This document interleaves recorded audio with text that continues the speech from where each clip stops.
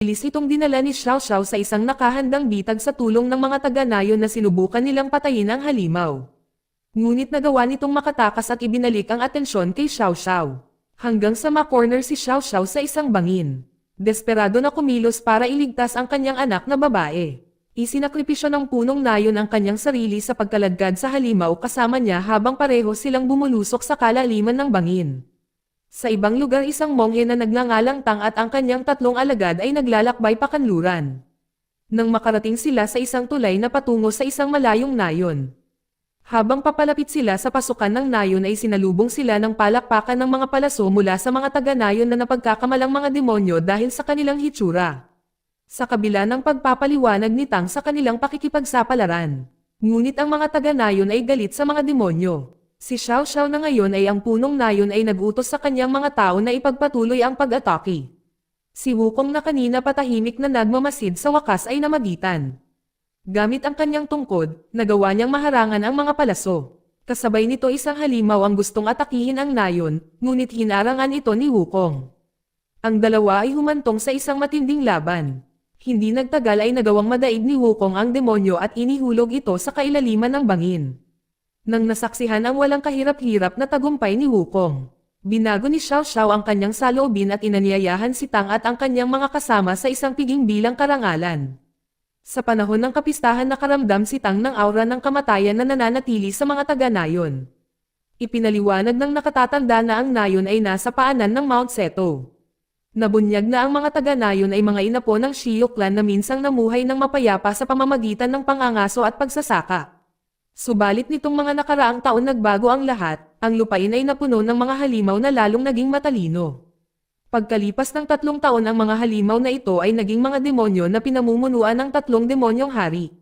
Na ngayon ay namumuno sa Mount Seto at nambibiktima sa kanila. Isa na dito sa kanila ang demonyong leon. At ang puting elepante na demonyo na hinuli ang nakatatandang kapatid na babae ni Xiao Xiao sa panahon ng pangangaso. At ang demonyong golden bird na hindi pa nakikita ni Xiao Xiao. Ngunit nabalitaan na siya ang pinakamakapangyarihan sa 3 demonyo. Nagsimula tanungin ni Wukong kung sino talaga ang matanda, sa kalaunan ay inihayag ng matanda ang kanyang tunay na pagkakakilanlan. Siya ay si Tao Bai, isang mensahero mula sa makalangit na palasyo. Ipinaliwanag niya kung gaano kadelikado ang lugar ng mga demonyo. Kaya naman ipinatawag si Wukong at ang kanyang mga kasamahan upang harapin ang 3 hari ng demonyo. Napag-alaman na ang palasyo ng langit ay hindi na matitiis ang kanilang paniniil sa sangkatauhan.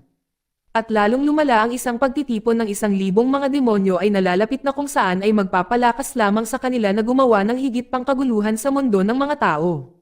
Sa kasamaang palad, ang makalangit na palasyo ay hindi maaaring makialam ng direkta. Sa kabila ng kanyang kaalaman sa sitwasyon, si Wukong ay tumanggi sa gawin, dahil ang kanyang misyon ay protektahan ni Tang sa kanyang paglalakbay upang kunin ang banal na kasulatan. Hindi lamang iyon, ang dalawa sa kasamahan ay sumasang-ayon din sa paninindigan ni Wukong. Nang si Tao Bai ay sinubukang hikayatin si Tang, inamin ng monghe na gusto niyang tumulong. Ngunit wala siyang lakas upang harapin ang 3 demonyong hari. Dahil sa buong kanilang paglalakbay si Tang ay laging umaasa sa proteksyon ni Wukong at sa kadahilan ng ito ay hindi niya mapipilit ang kanyang bagong hiling na tanggapin ni Wukong. Napagtanto na tinanggihan ang kanyang hiling, si Tao Bai ay bumalik na lang sa langit na palasyo. Habang si Xiao Xiao na umaasang tutulungan siya ni Wukong ay naiwan sa kawalan ng pag-asa. Dahil dito ay lumuhad siya sa harap ni Wukong upang iligtas ang natitirang mga taga-nayon. Bilang isang resulta si Wukong ay lubos na nagkakasalungatan habang ang buong nayon ay nagtitipon upang humingi ng tulong sa kanya. Sa ibang lugar ang demonyong leon ay makikitang bumalik sa kanyang lugar at ipaalam sa mga demonyo ang pagdating ni Wukong. Habang si Wukong ay nag-iisip kung ipagpapatuloy ang kanilang paglalakbay o tulungan ang taga-nayon. Dahil may bulong-bulungan na ang mga Diyos ay nagplano na lumikha ng isang itinalagang teritoryo. Para sa mga demonyo upang mabawasan ang mga salungatan sa pagitan ng mga tao at mga demonyo dahil sa kasalukuyang sitwasyon. Hinuhulaan nila na ang Mount Seto ay maaaring ang target na lokasyon. Gayunpaman, naniniwala na ang isang lugar na pagtitipon ay maaaring humantong sa pag-atake ng demonyo. Para kay Tang ay buong-buo niyang ipinaubaya ang desisyon sa kanyang 3 alagad.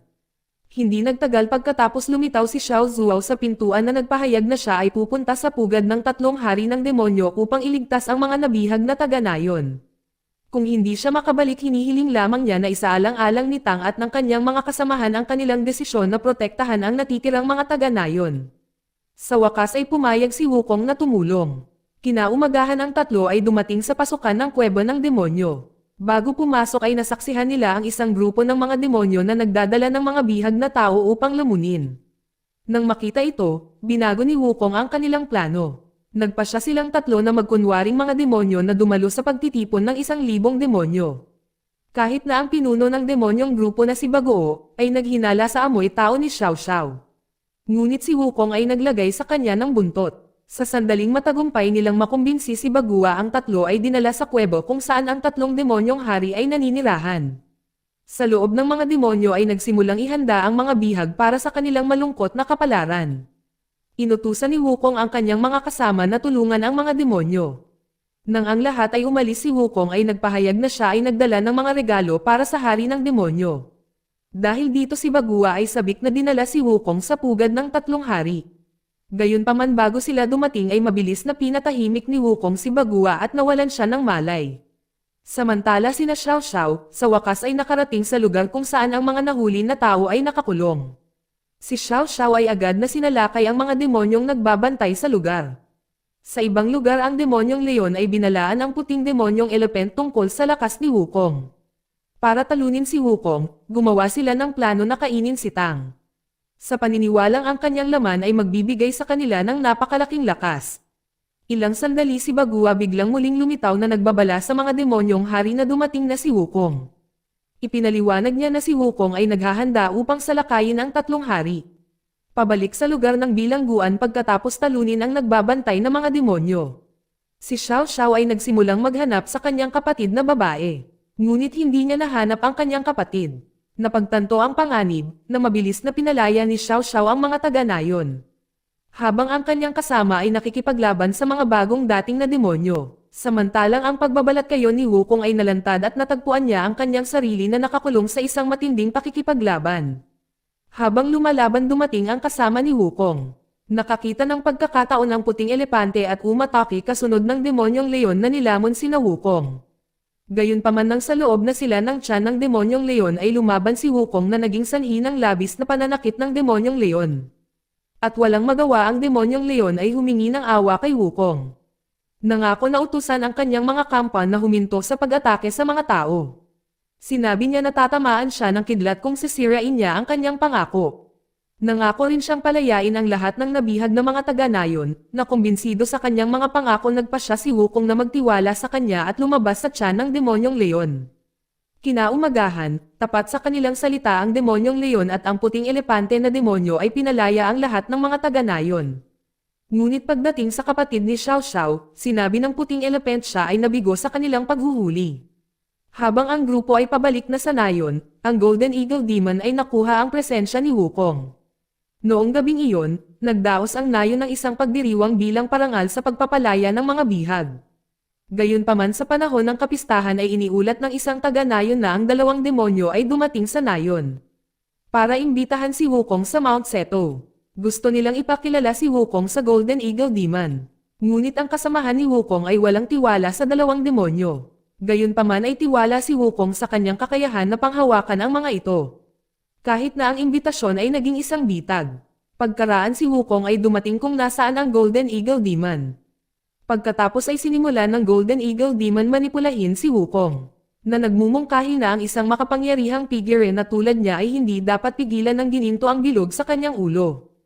Ang Golden Demon ay nagtanong din kung bakit ang mga Diyos ay humawak ng kapangyarihan sa parehong mga demonyo at ang mga tao ay sumang-ayon sa kanilang sarili.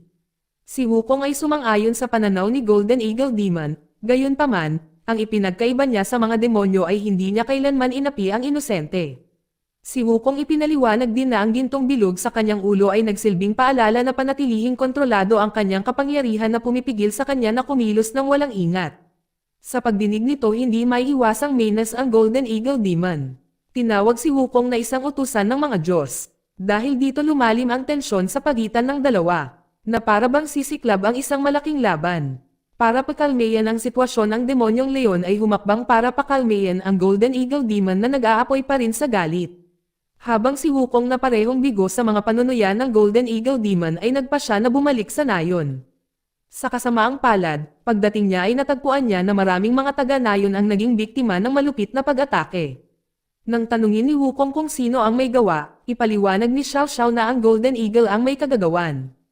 Ipinaliwanag niya na habang siya at ang mga taga-nayon ay nagpapatuloy sa kanilang araw, ang Golden Eagle Demon ay biglang lumitaw at naglunsad ng isang marahas na pag-atake. Gamit ang kanyang matalas na balahibo ay nasugatan niya ang maraming mga taga-nayon. Lalong lumala pa ng kinuha ng Golden Eagle Demon si Tang, at ang dalawa sa kasamahan nito. Samantala ang kasamahan ni Wukong na ngayon ay nahuli ay umaasa na darating si Wukong para sa tulong. Napuno ng galit si Wukong ay agad na pumunta sa Mount Seto. Ngunit wala na doon ang mga demonyong hari. Ang kanyang tanging nakita ay si Bagua, na walang ibang pagpipilian ay agad siyang tinanong ni Wukong at nalaman na ang mga demonyong hari ay pumunta sa Seto City. Armado ng impormasyong ito si Wukong at Xiao Xiao ay pumunta sa lungsod ng Seto. Sa kanilang pagdating narinig nila ang isang grupo ng mga demonyo na pinag-uusapan ang pangako ng puting elepante na ibahagi sa kanila ang laman ng monghe. Bilang tugon ay agad na hinarap ni Wukong ang mga demonyo at hinihingi kung saan nakakulong ang kanyang mga kasama. Habang si Xiao Xiao ay nagtungo sa bilangguan kung saan nakakulong ang mga taga-nayon. Pagdating niya sa wakas ay natagpuan niya ang kanyang nakatatandang kapatid na babae na kasama ng mga bihag. Sa parehong oras na gawang iligtas ni Wukong ang dalawa niyang kasamahan. Matapos silang iligtas, nalaman ni Wukong ang mapangwasak na balita na si Tang ay nilamon na ng puting elepante na demonyo. Sa sandaling iyon ay galit na galit ang kasama ni Wukong sa kanya na sinisisi ang kanyang pagmamataas sa kapalaran ni Tang. Si Wukong gayunpaman hindi alam ni Wukong ang kanyang sariling mga pagkakamali ay inakusahan ang kanyang kasamahan sa hindi pagprotekte kay Tang. Hindi nila matanggap ang mga akusasyon ni Wukong sa paniniwalang si Wukong ay masyadong mayabang na laging iniisip na siya ang pinakamatibay at malakas. Sa kalaunan ay nagsimulang maputol ang ugnayan ng tatlo. Sa ibang lugar ang demonyong leon na matagumpay na nabihag siya ni Tang. At sinabihan ang Golden Eagle Demon na yumuko sa kanya. Gayunpaman ang Golden Eagle Demon ay alam na si Tang ay isang ordinaryong tao, isa rin siyang sugo ng Buddha. Kung kusang loob ni Tang na ialay ang kanyang sarili bilang isang sakripisyo at magkakaroon sila ng walang limitasyong kapangyarihan. Sa kadahilan ng ito ay sadyang pinananatiling buhay ng Golden Demon si Tang na umaasang masira ang kanyang espiritu sa pamamagitan ng pagpilit sa kanya na masaksihan ang pagdurusa sa kanyang paligid. Di nagtagal pagkatapos lumitaw ang puting elepante na demonyo na may hawak kay Tang. Nang biglang dumating ang isang kawal ng demonyo upang magulat na nakatakas ang mga bihag. Bilang isang resulta ang Golden Eagle Demon ay gumawa ng isang plano upang pilitin si Wukong na magpasakop sa kanya. Samantala habang nilabanan ni Wukong ang mga demonyo ay biglang lumitaw ang Golden Eagle Demon at ginawang bihag si Xiao Xiao. Nang subukan ni Wukong na lumaban, gumawa ng spell ang Golden Eagle Demon para pigilan si Wukong. Hindi lang iyon, hiniling din ng Golden Eagle Demon na bumalik na si Wukong sa kanyang pinanggalingan. Dahil kung hindi isa-isang tatapusin ng Golden Eagle Demon ang mga taga-nayon, kasama ang nakatatandang kapatid na babae ni Xiao Xiao, na hindi tumigil doon, pinatay din ng Golden Eagle Demon si Xiao Xiao. Na nalulula sa kawalan ng pag-asa, dinala ni Wukong ang walang buhay na katawan ni Xiao Xiao sa sandalan na templo upang humingi ng mga sagot mula kay Buddha. Pagdating ni Wukong ay hiniling ni Wukong na malaman kung bakit pinahintulutan ni Buddha ang tatlong demonyong hari na lamunin ang mga inosenteng mga taga-nayon. Sa sandaling ito ay sinagot siya ng Buddha na ito ang mga pagsubok na kakaharapin ni Tang. Ang mga nangyari sa mga taga-nayon at kay Xiao Xiao ito ay bahagi ng kanilang kapalaran. Sa nakalipas na 10 taon ng pagsama ni Tang kay Wukong ay nabigo na matanto na si Xiao Xiao ay isang manifestasyon ng kanyang panloob na sarili na naghihintay sa kanya sa Mount Seto. Ngayon ay natagpuan na ni Wukong ang kanyang pasya at ang landas na tatahakin niya mula rito ay ang kanyang sarili na mag-isa na magpasya. Matapos marinig ang mga salita ng Buddha, si Wukong ay gumawa ng pagpipilian na ipapantay niya sa lupa ang Mount Seto. Samantala ang dalawang kasama ni Wukong, na walang patutunguhan, ay biglang naalala ang mga alaala na pinagsaluhan nila ni Tang at si Wukong. Kasabay nito tinawag ni Wukong ang kabayo ni Tang na naging isang makapangyarihang dragon. Na nakasakay sa tuktok ng dragon, nilabanan ni Wukong ang lahat ng mga demonyo. Nang biglang lumitaw ang dalawang hari ng demonyo upang harapin siya. Sa ibang lugar na bihag pa rin ni Tang binalaan ang Golden Eagle Demon tungkol sa mga kahihinatnan ng karma. Ngunit hindi siya pinansin ng Golden Eagle Demon. Ang tanging alalahanin niya ay ang pagpilit kay Tang na isuko ang pagbibigay sa kanya ng walang limitasyong kapangyarihan. Na may ganoong kapangyarihan hindi siya mapigilan ng mga Diyos o ni Buddha na patayin ang mga tao. Para sa Golden Eagle Demon, ang mga tao ay mga pagkain lamang ng mga demonyo. At ang lahat ng tao ay hinahatulan ng mga demonyo. Samantala habang naghahanda si Wukong na harapin ang dalawang demonyong hari, dumating ang dalawang kasamahan ni Wukong para suportahan siya. Dahil dito ay makapag-focus na si Wukong na harapin ang Golden Eagle Demon. Habang ang dalawa ay nag-aaway, ang Golden Eagle Demon ay muling gumawa ng spell na nagpapigil kay Wukong. Nang makita ang paghihirap ni Wukong, si Tang ay gumawa ng sakripisyo na ialay ang kanyang buhay. Nang makita ni Tang ang kanyang huling desisyon, nilamon siya ng Golden Eagle Demon. Habang nasaksihan ito ni Wukong, pinakawalan ang kanyang galit na naging isang napakalaking unggoy. Sa makapangyarihang bagong anyo na ito ay madaling nadaig ni Wukong ang Golden Eagle Demon at iniligtas si Tang mula sa tiyan ng demonyo. Nang si Wukong ay malapit ng maghatid ng huling suntok sa Golden Eagle Demon, si Buddha ay nagpakita upang pigilan siya. Para kay Wukong na nagpakita ng katangian bilang isang Buddha, siya ay ginantimpalaan sa pamamagitan ng pagtanggal ng gininto ang bilog mula sa kanyang ulo. Mula sa puntong ito, pasulong umaasa si Buddha na si Wukong ay hindi nakikilos ng may pagmamataas o kawalang ingat sa kanyang mga desisyon. Sa lahat ng mga pagsubok sa likod nila, si Tang at ang kanyang mga kasamahan ay nagpatuloy sa kanilang paglalakbay sa kanluran. Dito nagtatapos ang kwento. Salamat sa panonood, kaibigan.